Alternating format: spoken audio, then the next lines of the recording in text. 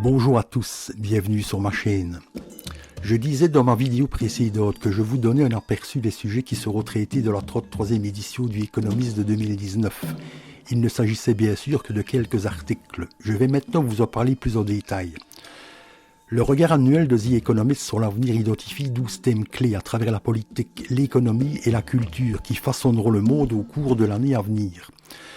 The World in 2019, publication annuelle de The Economist, prévoit que 2019 sera une année agitée. Citant davantage de populistes au pouvoir du Brésil à l'Italie, une guerre commerciale en cours entre l'Amérique et la Chine et une aversion croissante du public pour la technologie et les grandes entreprises technologiques. Daniel Franklin, rédacteur en chef de ce nouveau magazine du Monde en 2019, a dit de la publication: vous trouverez un festin de prévisions dans ces pages. Sur le plan politique, le Trump Show entre de la deuxième série à laquelle est maintenant confrontée une Chambre des représentants sous contrôle démocrate. Au-delà de l'Amérique, des pays comptant plus d'un tiers de la population mondiale tiendront des élections nationales en 2019, parmi lesquelles l'Inde, l'Indonésie, le Nigeria et l'Union européenne dans son ensemble. Le vent économique est en train de tourner. D'ici le milieu de l'année, l'Amérique battra son record de sa plus longue expansion ininterrompue. Mais d'ici la fin de l'année, elle pourrait entrer en récession. Le taux de croissance de la Chine ralentira, tandis que celui de l'Inde s'accélérera. La Syrie de l'après-chaos sera en tête de la Ligue mondiale de la croissance. À l'autre extrémité, il y aura un Venezuela et un Iran en déclin. En Europe, l'Italie va flirter avec la crise financière. Les marchés convergent, mais de quel côté? Le marché boursier américain va-t-il reculer ou le reste du monde augmenter? Le pari intelligent est sur ce dernier. Cependant, les patrons américains devraient profiter de leur vie tant qu'ils le peuvent. Les bons moments pour les entreprises des USA ne dureront pas. La démocratie a une grande année devant elle. Les pays comptant plus d'un tiers de la population mondiale tiendront des élections nationales, y compris l'Inde, la plus grande démocratie du monde, ainsi que l'Indonésie et le Nigeria, comme je l'ai dit. Les optimistes espèrent que cela marquera le début d'un renversement de la tendance mondiale à la baisse des libertés ces dernières années. Brexit arrive, et à mesure que la Grande-Bretagne quittera l'Union européenne, les récriminations s'intensifieront.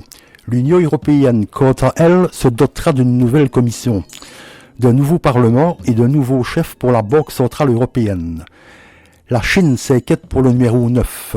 Les années qui se terminent en 9 ans amènent une série d'anniversaires maladroits qui inquiètent les dirigeants chinois.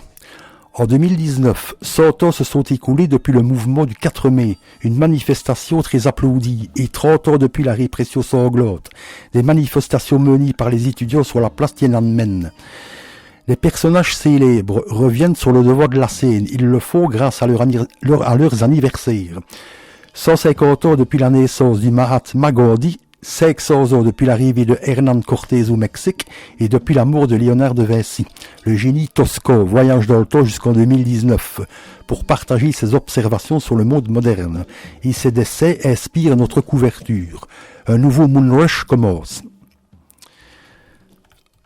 On va faire une petite pause, 2 minutes environ. Profitez-en pour discuter entre vous. On se retrouvera tout à l'heure.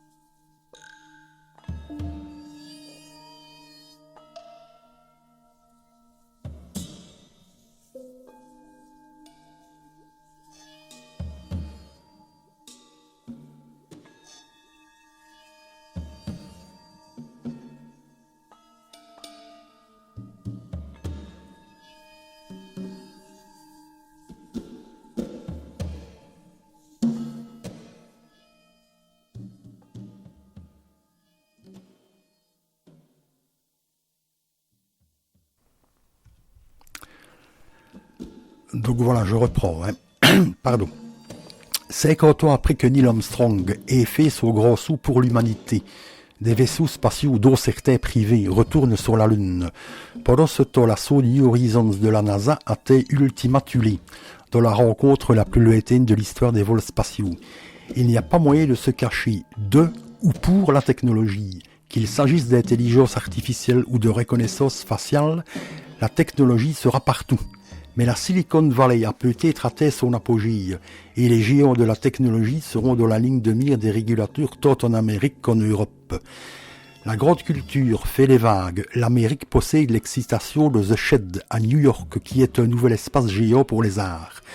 L'Allemagne subit le choc du nouveau Forum Humboldt, controversé de Berlin. Les repères statistiques concentrent les esprits. La moitié du monde est en ligne. Le produit intérieur brut de l'Inde dépasse celui de la Grande-Bretagne. La population du Nigeria atteint 200 millions d'habitants. Et en Amérique, les baby-boomers sont plus nombreux que les baby-boomers pour devenir la plus grande génération du pays. C'est l'année du végétalien, de la lenteur sociale, de l'identité du genre et des partenariats civils, qui gagne du terrain sur le mariage traditionnel dans un nombre croissant de pays. Grâce à l'Organisation des Nations Unies, c'est aussi l'année des langues autochtones. Les entreprises devront être de plus en plus sensibles aux tendances sociales et aux politiques qui les entourent. La bataille de 2019 commence. Les combats se déroulent entre le président Donald Trump et un congrès contrôlé par les démocrates, et ce sera féroce. Parmi les écrivains invités de cette 33e édition de The World en 2019, The World in 2019, mentionnons Jeremy Corbyn, dirigeant syndical britannique, Stacey Cunningham, directrice de la Bourse de New York, Lauren Powell Jobs, présidente et fondatrice de Emerson Collective, Wateng, Pony Ma, président directeur général de Tencent, Ellen Johnson Sirleaf, ancienne présidente du Libéria, Steven Pinker, professeur et auteur à l'université Harvard, Isabelle Kocher, présidente directrice générale d'Engie, Toby Lutkeke, président directeur général de Shopify, Fabiola Gianotti, directrice générale du CERN, le grand accélérateur de particules, le grand collisionneur de hadrons en Suisse, et Neil McGregor, directeur Humboldt Forum. Il y a aussi une section spéciale sur l'Open Future, une conversation sur la façon de réinventer le libéralisme pour le XXIe siècle, lancée dans le cadre du 175e anniversaire de The Economist, avec des contributions de Yuval Noah Harari, historien et auteur, Christine Lagarde, directrice du Fonds monétaire international, et Angelina Jolie, actrice et envoyée spéciale du HCR. L'édition imprimée Le Monde en 2019 est en vente dès aujourd'hui dans les kiosques à journaux ou sur le Economist Store.